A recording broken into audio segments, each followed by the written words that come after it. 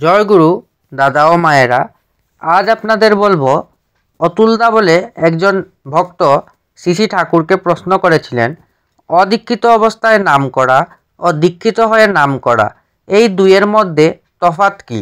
শ্রী ঠাকুর প্রফেসরের কাছে পড়েছেন, বইও পড়েছেন, বইয়েতেও সব লেখা আছে, কিন্তু কত তফাৎ।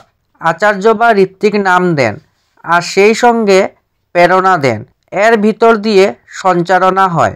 জীবন্ত কোনো মানুষের ভিতর দয়ার প্রকাশ দেখে তদনুযায়ী ভাবা, বলা, করা যদি যায়, তবে তার ভিতর দিয়ে দয়া আয়ত্ত হয়।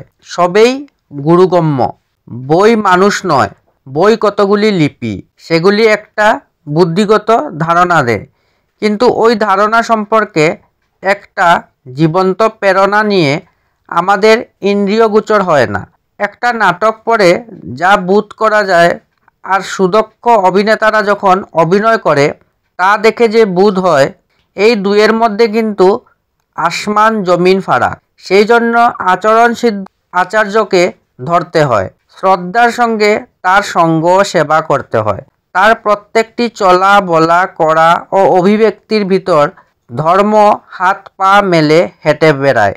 ধর্মের এই চলমান জীবন্ত রূপ না দেখলে অন্তরে ধর্ম সঞ্চালিত হবে কি করে?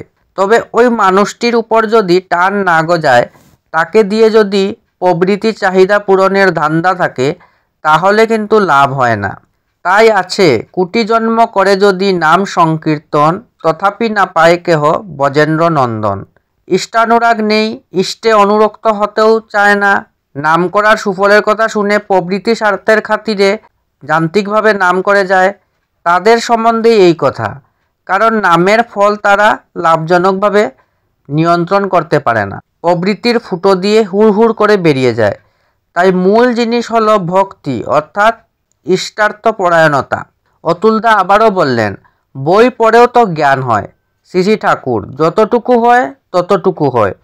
কতগুলি কথা জানলেই বিষয়টা উপলব্ধি করা যায় না, সেই জন্য যে জানে তার শরণাপন্ন হতে হয়। ম্যাজিক সম্বন্ধে কত বই আছে, কিন্তু কোনো উস্তাদ জাদুকরের কাছ থেকে যদি আপনি কৌশলগুলি হাতে কলমে না শেখেন, তাহলে কি ম্যাজিক দেখাতে পারবেন? যার যে বিষয়ের উপর দখল আছে, সাক্ষাৎ সংস্রবে তার কাছ থেকে জানা, তার কাছে বসে বই পড়া আর শুধু বইয়ের উপর নির্ভরশীল হওয়া, এতে বুধের অনেকখানি তারতম্য ঘটে।